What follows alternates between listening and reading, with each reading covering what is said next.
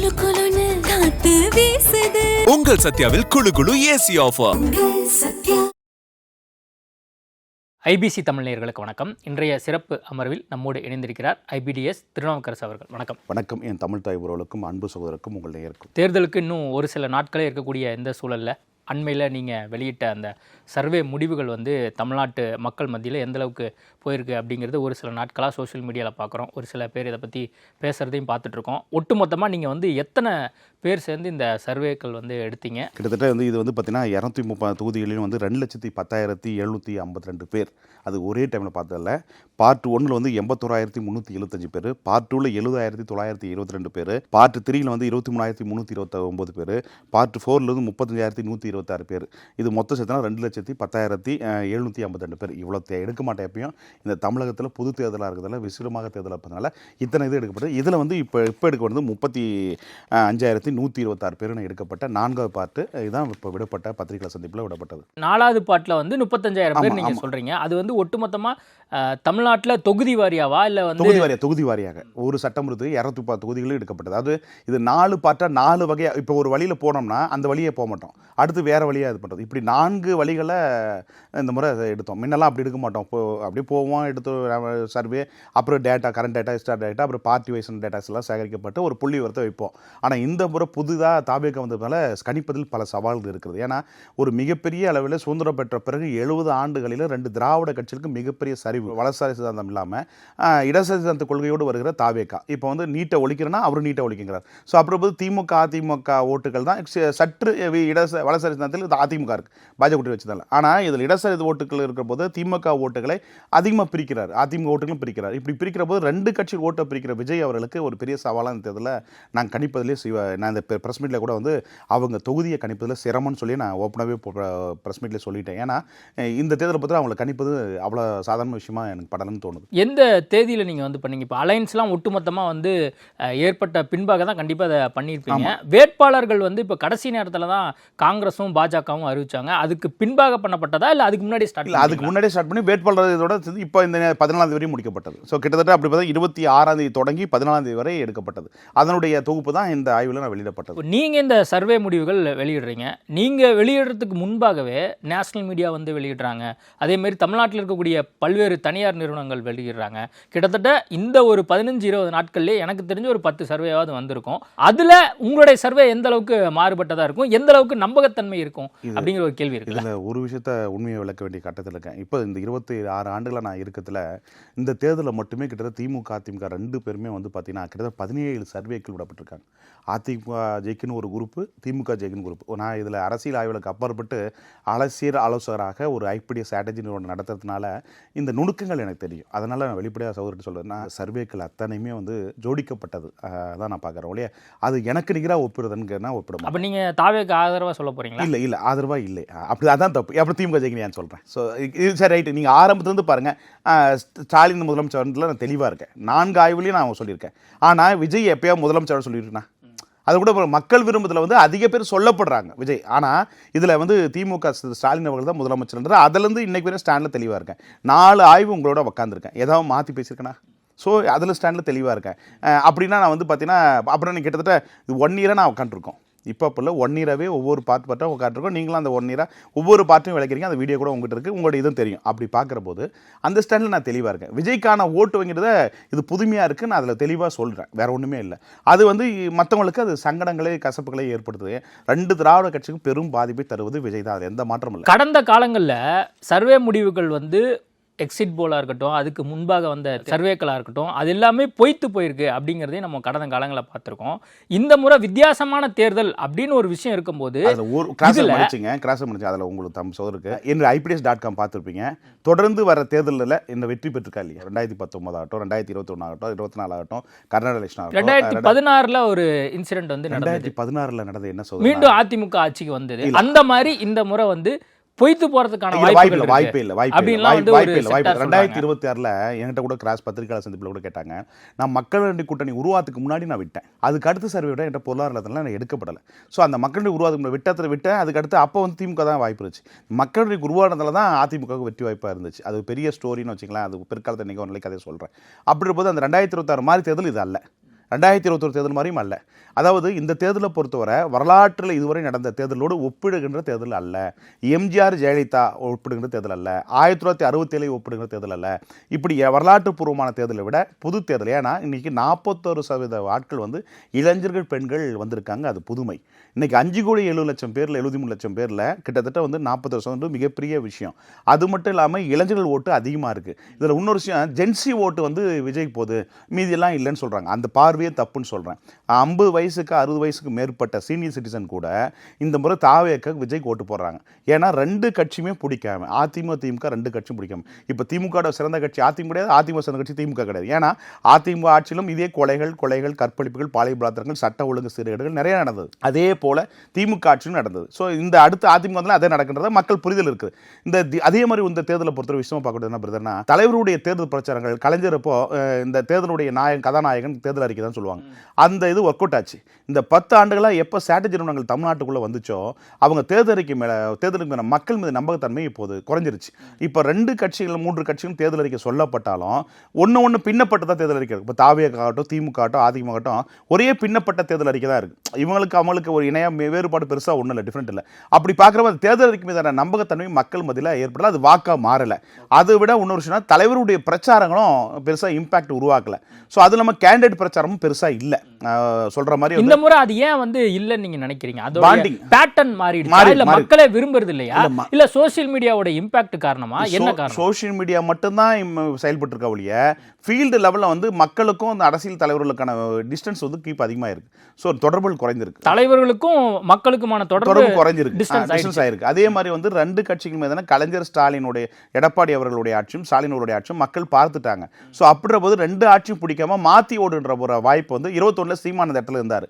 இப்போ அந்த இடத்துக்கு விஜய் வந்திருக்கார். ஸோ அப்படின்ற போது அந்த ஓட்டுகள் வந்து மாற்ற ஓட்டுகள் இப்போ அதிமுக பாஜக வச்சதுனால திமுக வெறுப்பு ஓட்டு போடுறவங்க வந்து தாவேக்கு ஓட்டு போடுறாங்க. ஸோ அதிமுக ஓட்டு போல. ஸோ இவங்க என்ன நினைச்சுக்கிறாங்க, நமக்கு திமுக வெறுப்பு நமக்கு வந்துடும் அப்படின்னு. அதுதான் அந்த பார்வையும் தப்பு. ஏன்னா தாவேக்காக போகுது. இந்த எலெக்ஷன் பொறுத்தவரை ஒரு லக்கி மேன், ஒரு கிங்னு சொல்லி நான் விஜய் சொல்லுவேன். அதுக்கு நான் பெருமைக்கு சொல்லுவேன். ஏன்னா இந்த எலெக்ஷனை பொறுத்தவரை இத்தனை சதவீத ஓட்டுகள் கிட்டத்தட்ட கட்சியினுக்கு மட்டுமே 16% ஓட்டுகள் வந்து, ஆனால் கட்சிக்கு டிரான்ஸ்ஃபர் ஓட்டு கிட்டத்தட்ட பாதி ஓட்டு. நிறைய தமிழ்நாடு முழுக்கிறப்போ ஒவ்வொரு தொகுதியிலையும் ஒரு சில தொகுதியில் 18% 20% இருக்காங்க, ஒரு சில 30% இருக்காங்க, ஒரு சில 35% வெளியே இருக்காங்க. தமிழ்நாடு முழுக்க பார்த்தீங்கன்னா ஒவ்வொரு தொகுதியும் ஒரு விதமாக இருக்காங்க தாவேக்கா பொறுத்தவரை. அப்படி பார்க்குற போது இந்த 2 கட்சிக்குமே மிகப்பெரிய சரிவை ஏற்படும் தான் நான் பார்க்குறேன். மக்கள் விரும்பும் முதல்வர் யார் அப்படின்னு வந்து நீங்கள் கேட்டிருக்கீங்க. அதுக்கு வந்து முதல் இடத்துல வந்து மு.க. ஸ்டாலினும் விஜய் இருக்காங்க. 2வது இடத்துல எடப்பாடி பழனிசாமி, 3வது இடத்துல அண்ணாமலையும் சீமான். இதுதான் பேட்டர்னா இருக்கா தமிழ்நாடு மக்கள் விரும்புறது தான். அதாவது இந்த அண்ணாமலையை கூட நிறைய பேர் கேட்டாங்க. அண்ணாமலை இப்போ இதில் எதுக்கு உள்ள கொண்டு கூட கேட்டாங்க. அந்த அண்ணாமலை ஃப்ரெண்டுங்கனால போட்டிங்களா நம்ம ஏங்க நீங்கள் வேறு ஃப்ரெண்டு இல்லை ஒன்றும் இல்லைங்க, மனசாட்சி ஒன்று. அப்படின்னா விஜய்க்கு நான் ஃப்ரெண்டு, ஸ்டாலின் ஃப்ரெண்டா? அப்படி ஸ்டாலினோட நெருக்கமாக இருக்கேன் நான் முதலமைச்சர் போகிறதுக்கு? அப்படிலாம் கிடையாதுங்க. ஸோ இந்த இடத்துல அண்ணாமலை அப்படின்னா சீமானோட இருக்குமான்னு சொல்ல முடியுமா? நீங்கள் கலாய்க்கு மாதிரி இருக்கு எனக்கு. ஸோ அப்படி எடுத்துக்க வேண்டாம். அண்ணாமலை அவர்களை பொறுத்தவரை மாற்றம் வேண்டும் அப்படின்னு நினைக்கக்கூடிய ஆட்கள் வந்து பார்த்தீங்கன்னா அண்ணாமலைக்கு ஓட்டு போட தயார் இருக்காங்க. ஆனால் அவர் பிஜேபி இருக்கிறதுனால அந்த ஓட்டுகள் தாவேக்காவுக்கும் நாம் தமிழருக்கு போகுது. நாம் தமிழிலிருந்து கொஞ்சம் ஓட்டுகள் விஜய்க்கு போகுது. ஆனால் விஜய்க்கு போகிற பட்சத்தில் வந்து பார்த்தீங்கன்னா இந்த அண்ணாமலை ஆதரவாளர் ஓட்டுகள் நாம் தமிழுக்கு போச்சுன்னா 5% ஓட்டுகள் இப்போ சீமான் அவர்களுக்கு இருக்குது. அது கூடுதலாக வந்து 8.42% வருதுன்னா அண்ணாமலையுடைய ஆதரவாளர் ஓட்டுகள் பாஜக இருப்பவங்க அதிமுக கூட்டணி பிடிக்காம பொருந்தா கூட்டணியாக இருக்கிற போது அதை மாற்றி ஓட்டு போடுறப்போ நாம் தமிழர் தேர்வு பண்ணியிருக்காங்க. ஸோ அதுக்கு ஓட்டு போகிறப்போ அந்த 8.42% வருவதற்கு வாய்ப்பு இருக்குன்னு சொல்லியிருக்காங்க. இந்த இடத்துல வந்து பார்த்தீங்கன்னா அண்ணாமலைக்கு வந்து பார்த்தீங்கன்னா மாற்றத்தை வந்து விரும்புகிறாங்க. படிச்சுட்டு வரணுங்க, நாட்டாளுங்க அப்படின்றதுல அண்ணாமலைக்கும் ஒரு சான்ஸ் இருக்குது. அவர் வந்து பாஜக இருந்தால் வாய்ப்பு இல்லை, தேய்பிறை தான். ஆனால் அண்ணாமலையும் ஒரு தலைவராக மக்கள் பார்க்குறாங்க. ஸோ இதுக்கு மேலே பாஜக 10 போய்கிட்டு இது பண்ணுறதை விட தனித்துவமான ஒரு தலைவராக செயல்பட்டார்னா அவருக்கான எதிர்காலமும் தமிழகத்தில் ஒரு கவுண்டவுன் இருக்குன்னு பார்த்தோம். மு.க. ஸ்டாலின் தொடர்ந்து முதலிடத்திலே இருக்காரு. அதுக்கான காரணம் என்ன? அவங்களுடைய அந்த திட்டங்கள் அந்த அளவுக்கு மக்கள்கிட்ட போயிருக்கா, இல்லை வந்து மாற்று தலைவராக எடப்பாடி பழனிசாமியோ அல்லது மற்ற தலைவர்களையோ வந்து தமிழக மக்கள் பெருவாரியா பார்க்கலையா? இல்லை, அது ஸ்டாலின் அவர்கள் வந்து பார்த்தீங்கன்னா இப்போ அந்த அதிமுக எடப்பாடி அவருடைய செயல்படும் நம்பக்கூடிய தலைவராக இல்லை. இப்போ குறிப்பாக சசிகலா அம்மையாருடைய பிரச்சாரங்கள் வந்து தென் மாவட்டத்தில் நல்ல இம்பாக்ட் ஏற்படுத்தியிருக்கு. சாத்தூர்லாம் பார்த்தீங்கன்னா நயனா தான் தோப்பதற்கு வாய்ப்பு இருக்குது. ஏன்னா அங்கே முக்குளத்தூர் சமுதாயம் ஓட்டு 90,000 ஓட்டு இருக்குது. அதை நம்பி தான் திருவள்ளுவர் விட்டு சாத்தூருக்கு வந்தார். அந்த இடத்துல இசைக்கு சுப்பையான்னு சொல்லிட்டு அந்த தேவர் சமுதாயத்தினுடைய தலைவர் நிற்கப்பட்டிருக்கார் சசிகலா அம்மையாருடைய கூட்டணியில். அப்படி பார்க்குறவோ அந்த அளவுக்கு சராசரியாக ஒரு 25,000-30,000 ஓட்டுகள் வாங்குறதுக்கு வாய்ப்பு இருக்குது. ஸோ சாத்தூரில் வந்து தோப்பதற்கு வாய்ப்பு பிரகாசமாக இருக்குது. ஏன்னா தேவேந்திர குலால் விளையாட ஓட்டுகளை வந்து அவர் ஒரு பக்கம் ஓட்ட பிரிக்கிறார் கேண்டிடேட். ஸோ இப்படி பார்க்குறபோது இவர் நயனா வெற்றி பெறதுக்கான வாய்ப்பே இல்லை. ஸோ அப்படி பார்க்குறபோது சசிகலா அது திருமங்கலத்தில் எடுத்துங்க. அந்த இடத்துல அந்த பெண் அந்த வாக்க கேண்டிடேட் வந்து பார்த்தீங்கன்னா அவனும் ஒரு மினிமம் வந்து 5000 ஓட்டு வாங்கக்கூடிய அளவுக்கு உதயகுமாருக்கு பெரிய டஃப் கொடுக்குறாங்க. திருப்பரங்குன்றத்தில் அதே மாதிரி இப்படி ஒவ்வொரு தொகுதியிலையும் சசிகலா அம்மையார் அவர்கள் புசிலம்பட்டியில் பழைய எம்எல்ஏ வந்து நிற்கிறாங்க. ஸோ இப்படி எல்லா தொகுதியும் டஃப்பான ஆட்களை போடப்பட்டிருக்காங்க. ஸோ அப்படியேப்பட்ட சூழ்நிலை இருக்கிற போது தென் மாவட்ட, அதாவது திமுக பொறுத்தவரை தென் மாவட்டங்களிலும் திருச்சி மண்டலம், மத்திய மண்டலத்திலும், டெல்டா பகுதியிலும், சென்னை வடாக்கடு மாவட்டங்களில் கொஞ்சம் முன்ன பின்ன வருது. அதாவது அதிமுக ப்ளஸ்ஸாக இருப்பதே வந்து பார்த்தீங்கன்னா கிருஷ்ணகிரி, தருமபுரி, வேலூர், காஞ்சிபுரம், விழுப்புரம் இந்த ஒட்டிய பகுதிகள், கள்ளக்குறிச்சி இந்த ஒட்டிய பகுதிகள், அதுக்கடுத்து கோயம்புத்தூர், நீலகிரியில் வந்து பார்த்தீங்கன்னா அந்த திராவிட மணி வெற்றி பெறதுக்கு வாய்ப்பு ரொம்ப கம்மி. அந்த இடத்துல வந்து பார்த்தீங்கன்னா இவர் வந்து அதிமுக பழைய எம்எல்ஏ வெற்றி பெற வாய்ப்பு இருக்குது. ஊட்டியில் வந்து பாஜக கேரக்டர் போஜனுக்கு வந்து ஒரு வாய்ப்பு இருக்குன்னு பார்க்கலாம். ஏன்னு சொன்னால் போஜன் அவர்கள் வந்து பார்த்தீங்கன்னா அங்கே எல்கீழ் பகுதியிலும் காந்தல் ஏரியாவிலையும் தாவேக ஓட்டு அதிகமாக போகிறதுனால ப்ளஸ்ஸாக இருப்பதுனால பாஜக அந்த ஒரு இடத்துல வாய்ப்பு இருக்குது. அதேமாதிரி குன்னூரில் பொறுத்தவரை ராஜி வந்து திமுக கேண்டிடேட் தோக்க 3 தொகுதியும் அதிமுக கைவசம் போகிறதுக்கு வாய்ப்பு இருக்குது. கோயம்புத்தூரை பொறுத்தவரை அதே மாதிரி செந்தில் பாலாஜி மிகப்பெரிய சொதப்பல் பண்ணியிருக்காரு. இந்த சவாலை எதிர்கொண்டு எஞ்சிய காலத்தில் எப்படி டேலி பண்ணுவான்னு தெரியாது. ஆனால் இப்போ இருக்க சொல்ல ஏடிஎம்கே 7 தொகுதிகள் சாதமாக இருக்குது. அது இதுக்கு மேலே வந்து இதுக்கு எஞ்சிய 5 நாட்கள் எப்படி செயல்படுறாங்களா பொறுத்து அந்த மாற்றங்கள் எதுவானால் மாறுவதற்கு வாய்ப்பு இருக்குது. மேட்டுப்பாளையத்திலே பார்த்தீங்கன்னா திமுகவில் வந்து சுயாட்சி ஒரு கேண்டிடேட் நிற்கிறாரு. அவர் வந்து பெரிய பலம், அவர் கொடுத்தா ஈஸியாக மேட்டுப்பாளையம் வச்சு வெற்றி பெற்றதாக எடுத்துக்கலாம். ஸோ அந்த இடத்துல தப்பு பண்ணியிருக்காங்க. இது மாதிரி நிறைய மிஸ்டேக் பண்ணியிருக்காங்க. அதில் கொங்கு பெல்ட்டை பொறுத்தவரை கொஞ்சம் அதிமுக சார்ந்தது. மீது எந்த இடத்துலையும் அதிமுக சார்ந்த குறிப்பாக சென்னையிலே வந்து இதாக இருக்குது. மொடக்குறிச்சியில் வந்து இப்போ கீர்த்தியா நீங்கள் சொல்லிட்டு பாஜகவுடைய கேண்டிடேட் முன்னாள் எம்எல்ஏவுடைய மருமகள் வந்து பார்த்தீங்கன்னா அந்த பெண்மணிக்கு வாய்ப்பு இருக்குது. அதிமுக உள்ளடி வேலை செய்யலைன்னா அங்கே தாவேகாவுடைய ஓட்டு வந்து திமுகவில் தான் பிரியுது. அப்படி பிரிகிற போது அந்த 2 தொகுதி தான் பாஜக ஜெயிக்கிறது வாய்ப்பு இருக்கக்கூடிய, மீது எந்த தொகுதியும் ஜெயிப்பது வாய்ப்பாக இல்லை. பாஜக வந்து தள்ளாடி கொண்டு இருக்குதான் நீங்கள் பார்க்கலாம். அப்படி பார்க்குறப்போ நீங்கள் கேட்ட கொஸ்டின் வந்துடுறேன்னா எடப்பாடி பழனிசாமி பெருசாக எடுக்கப்படல. இந்த தமிழ்நாட்டு அரசியலை பொறுத்தவரை இந்த 2 பேரை வந்து அதிகமாக மக்கள் சொல்லப்படுறாங்க. அதான் மக்கள் விரும்பும் தலைவர் தான் சொல்லியிருக்கேன். இவங்க முதலமைச்சர் வருவாங்கன்றதோட கிடையாது, மக்கள் விரும்பும் முதல்வர் தான் சொல்லியிருக்கேன். அப்படி மக்கள் யார் வருவானா இந்த எலெக்ஷனை பொறுத்தவரை ஸ்டாலின் விஜயை வந்து ஒரு சமபலத்தில் நேர்கோட்டில் பார்க்குறான்னு பார்க்குறேன். அதுக்கு அடுத்தபடி தான் எடப்பாடி இருக்காங்க, 3வது கட்ட தான் இருக்காரு. அதுக்கடுத்து தான் வந்து அண்ணாமலை 2வது இடத்துல இருக்காரு. அதுக்கடுத்து அண்ணாமலை சீமானை வந்து பார்க்கப்படுறாங்க. அண்ணாமலை பொறுத்தவரை மாற்றத்துக்கான தலைவராக பார்க்கப்படுறாங்க. சீமான் அவர்கள் வந்து மாற்றத்துக்கான தலைவராக அந்த 2 பேரும் பார்க்கப்படுறதுல சீமானுக்கு மிகப்பெரிய சரிவு ஏற்பட்டிருக்கு. ஏன்னா அவர் அதிமுக திமுக வந்து விமர்சனம் செஞ்சு ஓட்டு கேட்டதுனா பரவாயில்ல, விஜயை அதிகமாக தாக்குனது அவங்களுக்கு ஒரு பெரிய மைனஸ். ஸோ அதனால் இந்த எலெக்ஷனை பொறுத்தவரை அவங்களுக்கு ஒரு மிகப்பெரிய ஃபீட்பேக் கிடைக்க வாய்ப்பு இருக்குது. நேரடியாக சீமான் அவர்கள் விஜயை தாக்கி பேசாட்டி கூட அந்த கட்சிக்காரங்க குறிப்பாக சாட்டை துருமன் போன்றவர்கள் கடுமையான விமர்சனம் வைக்கிறாங்க. இதுதான் இம்பாக்ட் கிரியேட் பண்ணியிருக்கா, இல்லை சீமான் வந்து அங்கங்கே வந்து டிவிக்கு தவறான ஒரு வார்த்தையை பயன்படுத்தி பேசுறது தேவையில்லாத அதிமுக ஆண்டவர்களை தான் பேசணும், புதுசாக வர கட்சி பேசணும் அவசியம் இல்லை. இப்போ காரைக்குடியில் சீமானுக்கே ரொம்ப கஷ்டமாக இருக்குது. காரைக்குடியில் காங்கிரஸ் கட்சியினுடைய வேட்பாளர் மாங்குடி வந்து இருக்காருன்னு வச்சுக்கலாம். அந்த மாங்குடிக்கு வந்து சரியான முறையில் நல்ல பேர் இல்லை.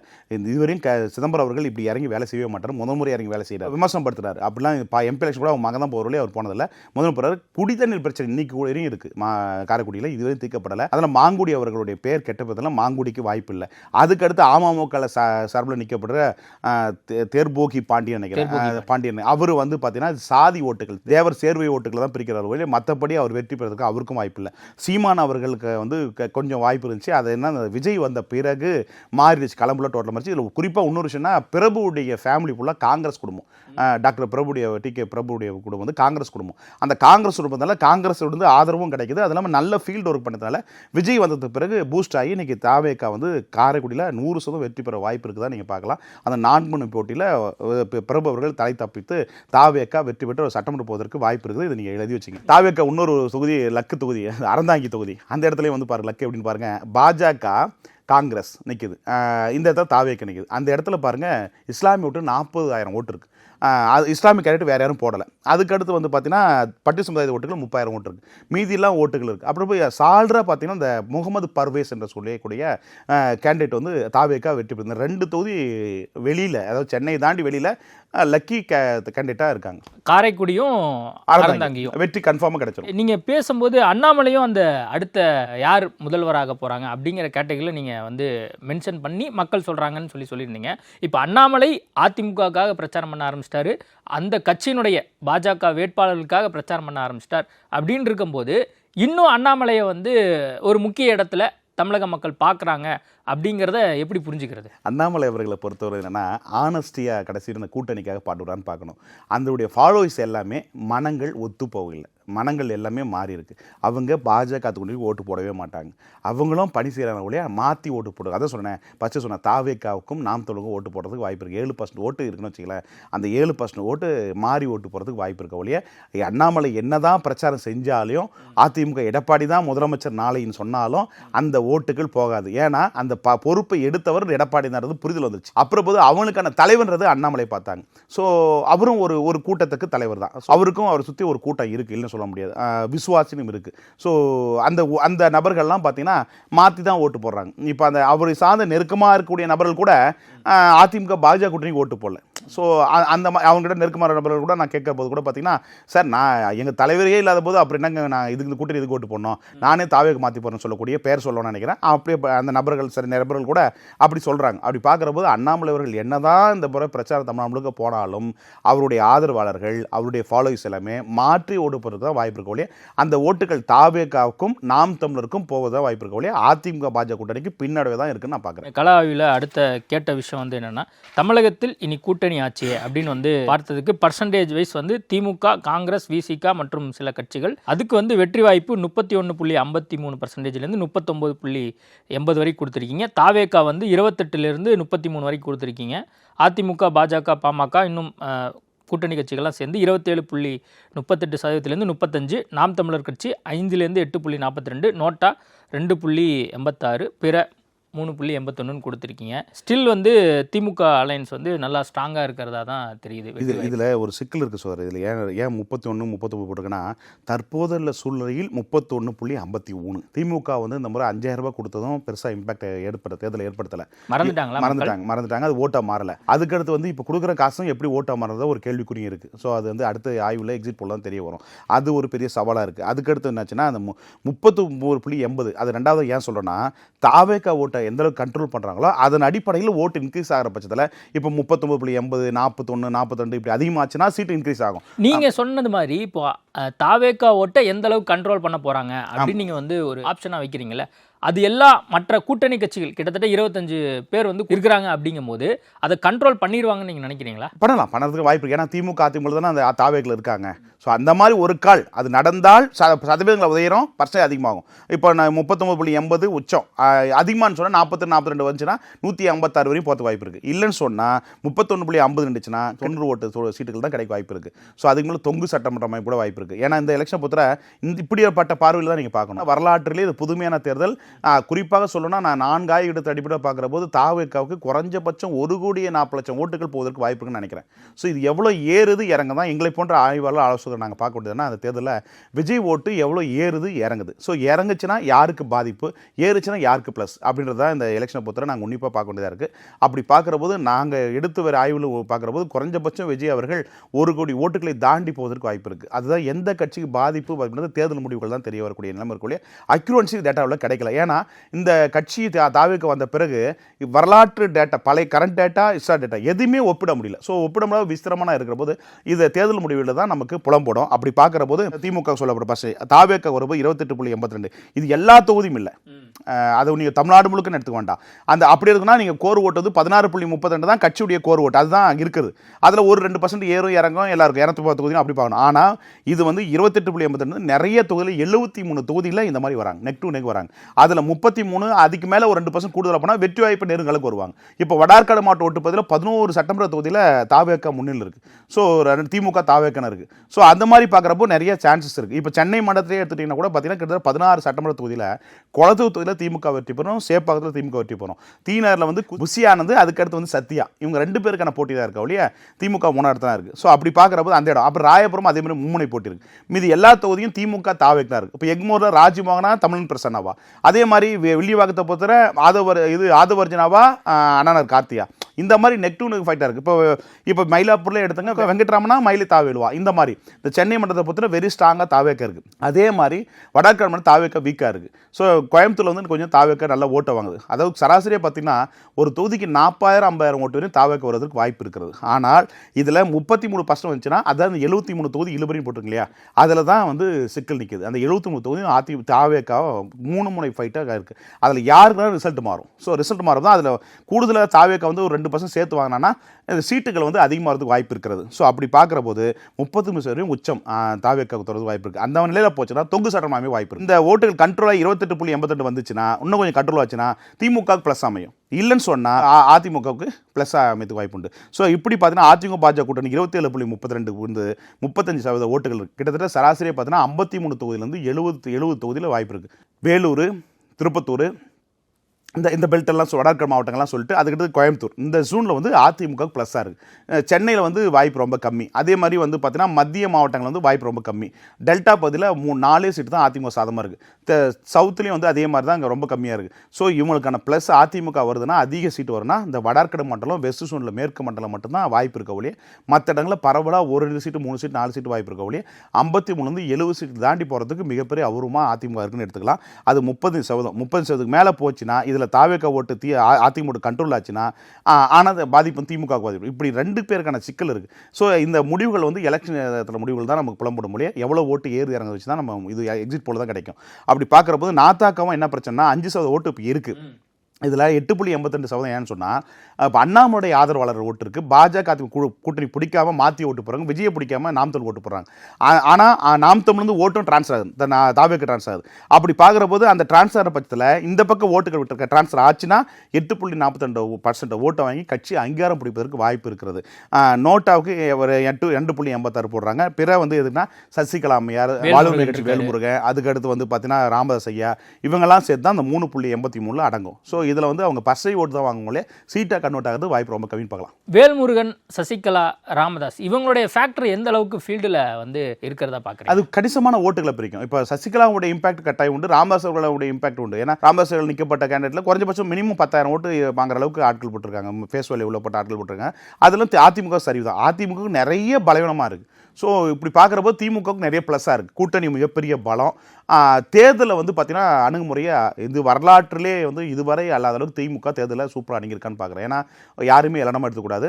அவ்வளோ நீட்டாக பூத் லெவலில் பர்ஃபெக்டாக கொண்டு போயிருக்காங்க. அழகாக கொண்டு போய் ஒரு 100 ஓட்டாக ஒரு நபரை போடப்பட்டு கரெக்டாக வடிவமைச்சிருக்காங்க. அவனுக்கான ஓட்டை கரெக்டாக லிஸ்ட் அவுட் எடுத்து வச்சுருக்காங்க. மஞ்சா புக் போட்டு கரெக்டாக ஒர்க் அவுட் பண்ணி வச்சுருக்காங்க. அந்த இணையாக வந்து அதிமுக செய்யலை. அதேமாதிரி கப்பமும் அதிமுக பணம் அவுக்கலை, இதுவரையும் பணம் அவுக்கலை. ஸோ இதுக்கு மேலே என்னன்றது தெரியாது. ஸோ எல்லாமே புலம்பிட்டு இருக்காங்க. ஸோ அதெல்லாம் வந்து திமுக பற்றி தெளிவாக கிளியராக வந்து இந்த தேர்தலை வந்து கண்டஸ்ட் பண்ணுறதுல வந்து திமுக உள்ளபடியே பாராட்டணும். ஏன்னா அவ்வளோ கிளியராக வந்து தேர்தலை அணுகியிருக்காங்க. அதுக்கு இணையாக மற்றவங்க அணுகல் பார்க்கலாம். விஜயை பொறுத்தவரை பணம் கொடுக்காத வந்து விஜய்க்காக முகத்துக்காக வர ஓட்டு, கொள்கை கோட்பாடு அப்படி இப்படி எதுவுமே கிடையாது. அந்த ரசிகர்களாக கூட்டம் வருதுன்னு சொல்கிறது பொய். அந்த கூட்டம் வரவு கூட்டம் ஓட்டாக மாறுது. கமலஹாசன் போது ஓட்டாக மாறலை. வடிவேல் கூட பிரச்சனை பண்ண நடிகர் வரப்போ திமுக ஓட்டாக மாறலை. எவ்வளோ பேர் நடிகர்லாம் வந்தாங்க போனாங்க, ஓட்டாக மாறல. ஆனால் விஜய்க்கு ஓட்டாக மாறுது. அதை விட ஒரு விஷயம், ஒரு பேய் கூட்டம் மாதிரி ஒரு கூட்டம் இருக்குது. இந்த தேர்தலில் வர பார்த்தீங்கன்னா இந்த 12 மணிக்குள்ளே கிட்டத்தட்ட 53% ஓட்டு போலிங் ஆகும். கிட்டத்தட்ட நான் எதிர்பார்க்குறேன் 85-90% ஓட்டு எதிர்பார்க்குறேன். ஸோ தமிழக வரலாற்றே புதுசாக ஒரு ஸ்டோரி சொல்ல போது, புதிய வரலாறு படைக்க போகுது. அப்படி பார்க்குற போது யாரோ ஒரு கட்சிக்கு ஒரு கட்சி பெரும் அடி வாங்க வாய்ப்பு இருக்குது. குறிப்பாக அதிமுக அது வாய்ப்பு இருக்கான்னு நான் பார்க்குறேன். இந்த கூட்டணிக்கு எத்தனை இடம் அப்படின்னு வந்து பார்க்கும்போது திமுக காங்கிரஸ் கூட்டணிக்கு வந்து 90லேருந்து 138 இடம், அதிமுக பாஜக பாமக கூட்டணிக்கு 53லேருந்து 70, தாவேக்கா வந்து யூகிக்க முடியவில்லை அப்படின்னு போட்டிருக்கீங்க. நாம் தமிழர் கட்சி 1, அதுவும் இழுபறி, பிற கட்சிகள் இழுபறி அப்படிங்கிற இதில் வந்து 73. அதுதான் நான் அந்த பஸ்ஸை சொன்னேன் இல்லையா, அது அந்த பார்வையில் பார்த்தீங்கன்னா கரெக்டாக இருக்கும். ஏன்னா இப்போ இருக்க 90 தான் திமுகவுக்கு சேஃபாக இருக்குது. இது 130 இதுக்கு மேலே வர 5 நாள் செயல்பாடு தான் 138 இருக்கும். அதுக்கு அடுத்து வந்து பார்த்தீங்கன்னா அந்த பர்சையோட இன்க்ரீஸ் ஆச்சுன்னா 156 போகிறது வாய்ப்பு இருக்குது. ஸோ இது இப்படி தான் இருக்குது. அது இந்த அன்பிரிட்டபிள் என்னென்னா இந்த 2 தொகுதி பெரம்பலூர் 3 தொகுதி வெற்றி பெறும். மீதி தொகுதியில் வந்து கடும் போட்டியாக இருக்குது. ஸோ அதனால தான் என்ன நம்ம புதுசாக கட்சி எல்லா சர்வேக்கள் சொல்கிற மாதிரி 5, 6ன்னு சொல்லி நான் அந்த மாதிரி செய்ய விரும்பலை. அவங்களுடைய கணக்கை நானே எதிர்பார்க்குறேன் கவுண்ட் ஒன்று. ஏன்னா நம்ம சொல்லிட்டு மக்கள் மத்தியில் அந்த செய்தி போய் ரீச் ஆகும். அவங்கள குறைவாக மதிப்பிட வேணாம் நான் பார்க்குறேன். மனசாட்சியோடு சொன்னால் அதெல்லாம் கணிக்க முடியலன்னு போட்டேன். ஏன்னா 73 தொகுதியில் வந்து தாவேக்கா மும்முனை போட்டியாக இருக்குது. ஸோ அப்படிப்பா அதில் யாருக்குன்னா லக்கு அமையலாம். ஸோ அதிமுக சாதம் அமையலாம், திமுக சாதம் அமையலாம், இல்லை தாவேக்கா கூட சாதம் அமையலாம். நீங்கள் சொல்லக்கூடிய அந்த 73 இடத்துல மும்முனை போட்டி இருக்குது அப்படின்னு நீங்கள் சொல்கிறீங்க. திமுக குறைஞ்சபட்சம் 90 சீட்டாவது ஜெயிக்கும், அதிமுக 53வது ஜெயிக்கும், தாவேக்கா ஒருவேளை நீங்கள் சொல்கிறபடி 70 தொகுதி ஜெயிக்குது அப்படின்னா அப்படி எடுத்துக்க வேண்டாம். என்ன ரொம்ப கிளியராக கேட்குறீங்க. அப்படி எடுத்துக்க வேண்டாம். 73 தொகுதியில் மும்முனை போட்டியாக இருக்குது. அது எப்படினாலும் ரிசல்ட்டை கொடுக்கும். அதில் கணிக்கவே முடியாது, யார் ஒருவர்களும் கணிக்க முடியாது.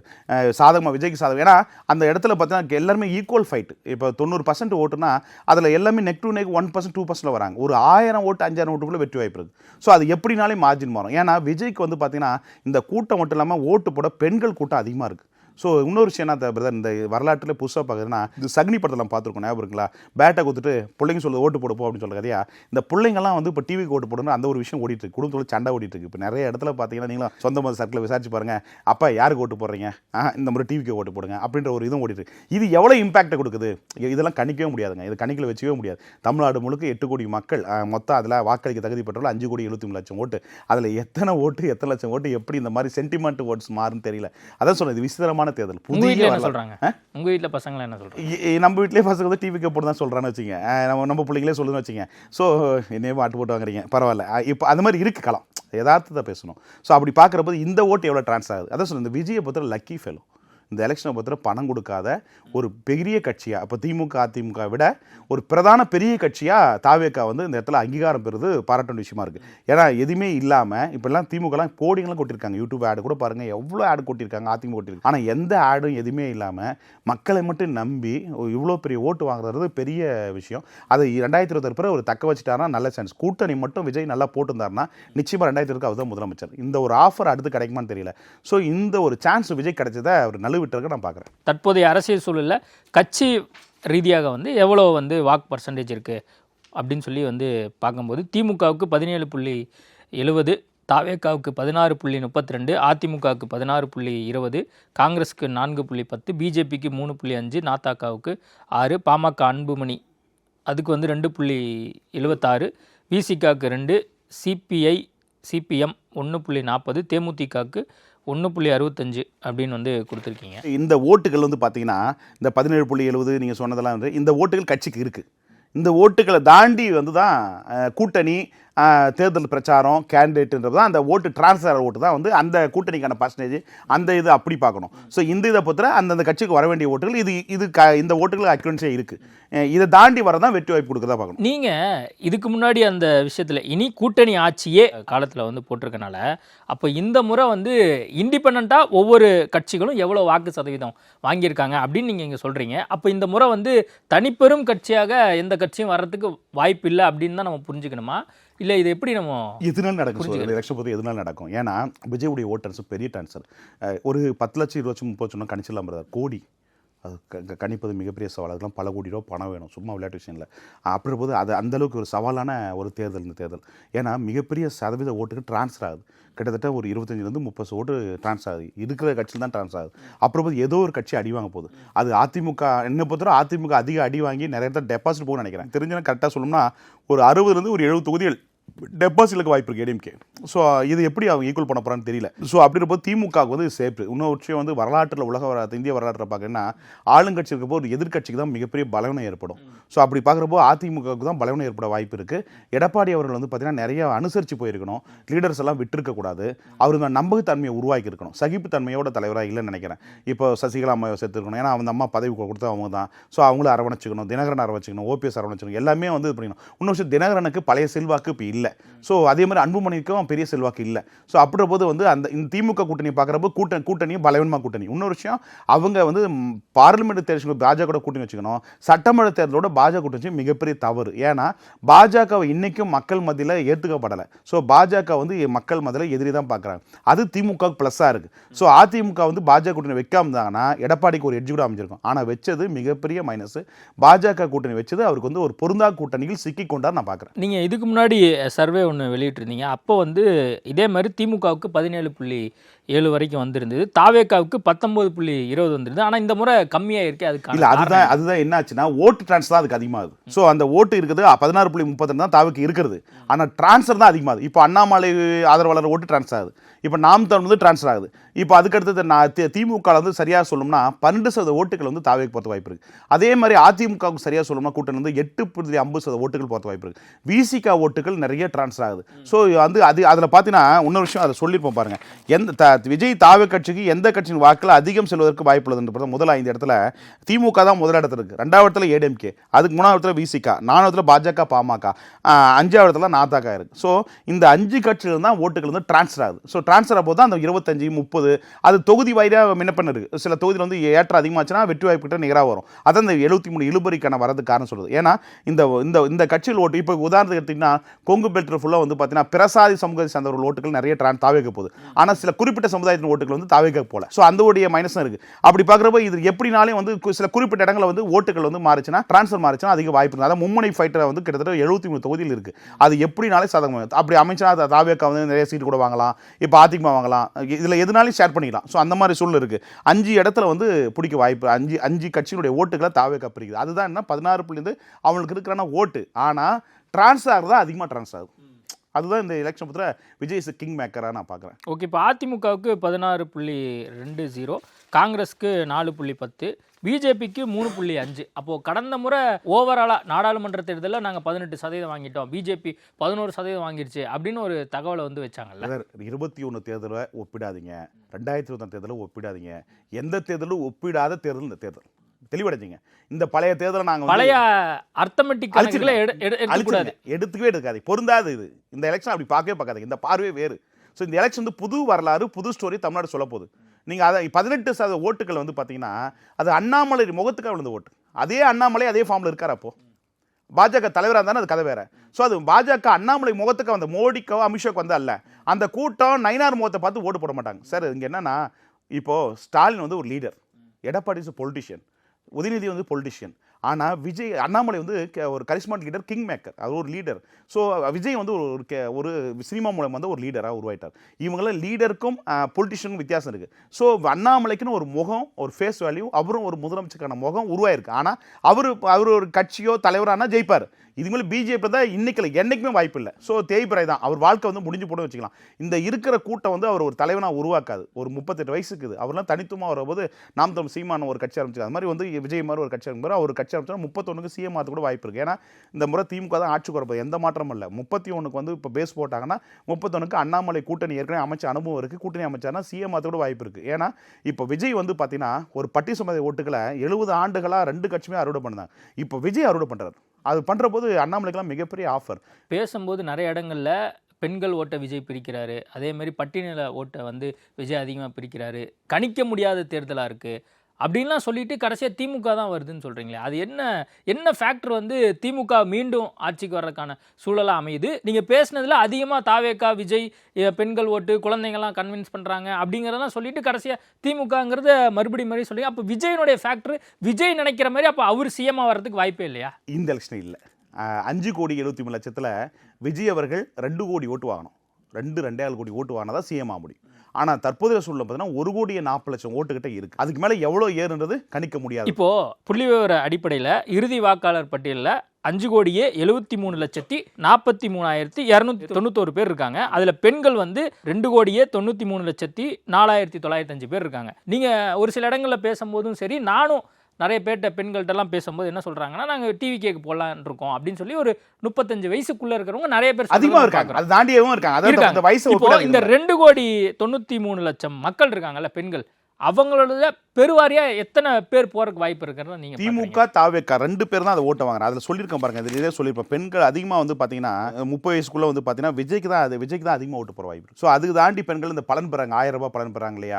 அதுக்கு அடுத்து வந்து இப்போ 5000 ரூபா கொடுத்த கிராமத்தில் சென்டிமெண்ட் கொஞ்சம் பார்க்குறாங்க. அந்த கிராமப்புற சைட்லாம் வரும்போது திமுக தாவேக்காக தான் சேர முடியும், அதிமுக 3வது தான் சேர ஆகும். இல்லை இப்போ பெண்களில் இப்போ 2 கோடி பேர் இருக்காங்களா? 2 கோடி பேரில் 1 கோடி பேர் போட்டுருவாங்களா? அப்படி சொல்ல வேண்டாம். அதில் கிட்டத்தட்ட தாவேக்காவுக்கு வந்து ஒரு 39% ஓட்டு வந்து தாவேக்கு ட்ரான்ஸ்ஃபர் ஆகும்.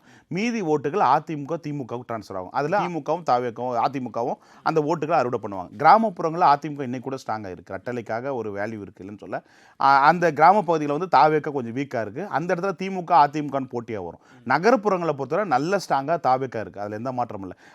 ஆனால் பாதிப்பு வந்து அதிமுக வரும். அப்படி பார்க்குறப்போ திமுக கூட்டணி வலுவாக இருப்பதனால அவங்க தேர்தலை நிறைய விஷயங்கள் ஒழுங்குபடுத்தியிருக்காங்க, ஒழுங்காக தேர்தலை கண்டஸ்ட் பண்ணியிருக்காங்க. அதனால் வந்து அவங்களுக்கு இந்த முறை தேர்தலை ரொம்ப கண்ணுங்கருத்தமாக திமுக கையாண்டிருக்காங்க. ஆர்கனைசேஷன் ரீதியாக அதே மாதிரி இப்போ திமுக கையாண்ட விதத்தை நீங்கள் சொல்கிறீங்க. தாவேக்கா ஃபீல்டில் எப்படி இருக்குது அவங்களுடைய அந்த இன்ஃப்ராஸ்ட்ரக்சர்? இவங்க சொல்கிற மாதிரி நாங்கள் வந்து தொகுதி ரீதியாக, வார்டு ரீதியாக நாங்கள் வந்து உறுப்பினர்களை போட்டுட்டோம், பூத் மெம்பர்களை நாங்கள் போட்டுட்டோம் அப்படின்னு சொல்லி அவங்க தரப்பில் சொல்லப்படுது இல்லை? அது ஃபீல்டில் இப்போ ஒர்க் அவுட் ஆகுது. எலெக்ஷனை பொறுத்தவரை தாவேக்கை பொறுத்தவரை வார்டு பூத்து அது இது தேவையில்லைங்க. கேண்டிடேட்டு விஜய் தான். விஜய் முகத்துக்காக ஓட்டு அந்த ஃபார்ம்ல வச்சுங்க, அவ்வளவுதான். நீங்க அந்த பூத் இல்ல லெவலில் வேலை பார்க்கறக்கு ஆள் திமுக இருக்காங்களா? வந்து இல்ல இருக்காங்க பிரதர், இருக்காங்க. ஆனா இந்த எலெக்ஷன் பொறுத்தவரை அப்படி பார்க்காதீங்க.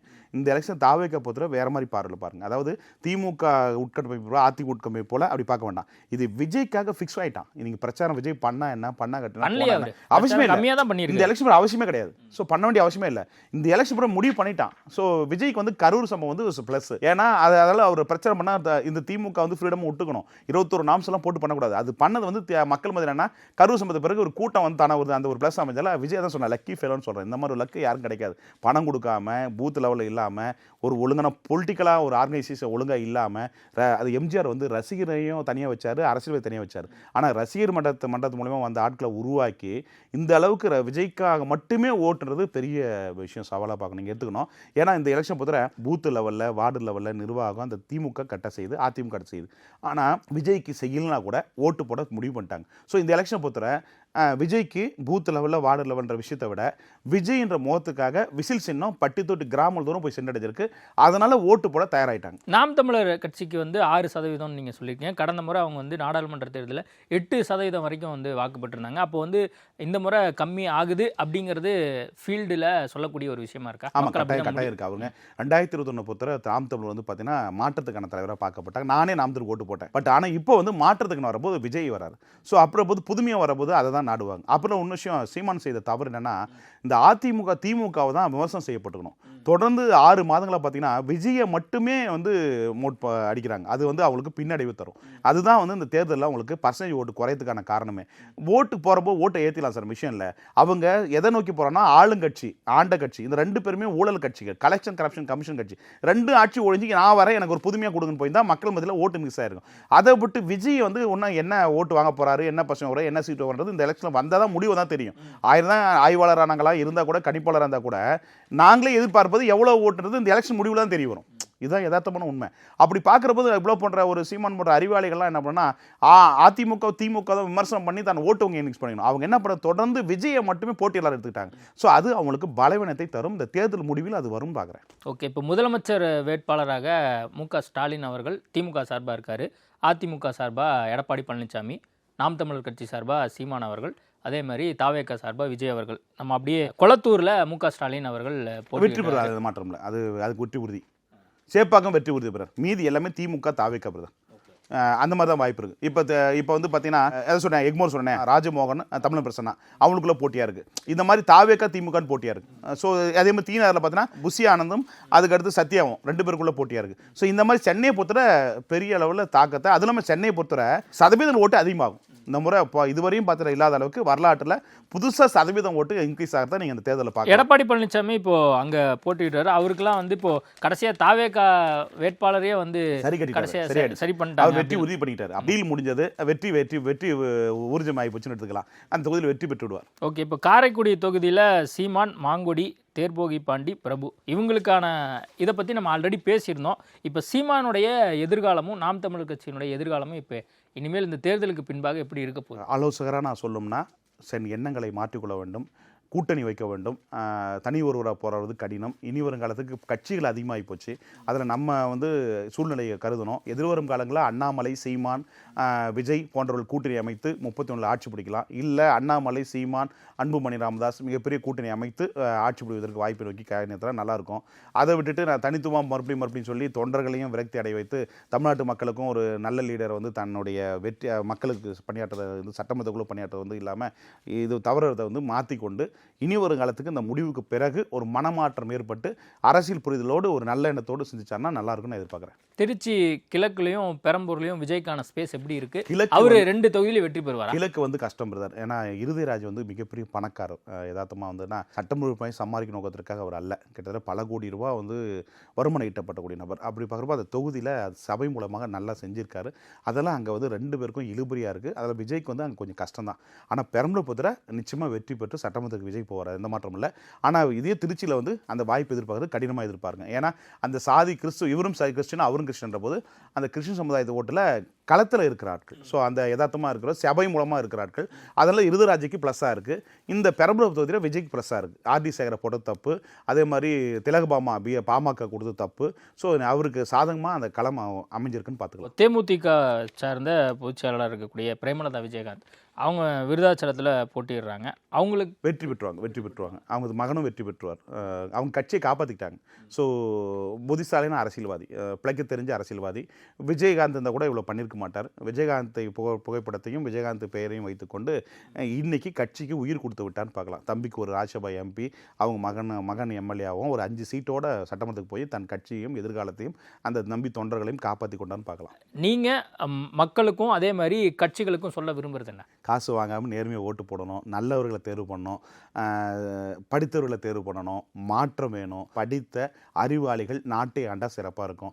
படிக்காதவர்கள் பொலிட்டீஷியன்ஸ் வந்து நாட்டை ஆண்டா நல்லா இருக்காது. 8 கோடி மக்கள், 5 கோடி 73 லட்சம் வாக்காளர்கள், அங்கீகரிக்கப்பட்ட வாக்காளர்கள், இவர்களை ஆளக்கூடியவர்கள் அறிவுசார் தலைவர்கள், படித்தவர்கள் நாட்டை ஆண்டா சிறப்பாக இருக்கும். அது யார் ஒருவர் வருகிறார்களோ அவர்களுக்கு ஒரு ஆதரவு கொடுத்தா சிறப்பாக இருக்கும்னு என்னுடைய கருத்தை நான் மனசில் இருந்து சொல்ல வேண்டிய விஷயம். நிறைய விஷயங்கள் குறித்து ரொம்ப டீட்டெயிலாக பேசியிருக்கோம். நேர்காணல் கொடுத்ததுக்கு மிக்க நன்றி. மிக்க நன்றி என் தமிழ் தாயர்களுக்கும் அன்பு சகோதரருக்கும்.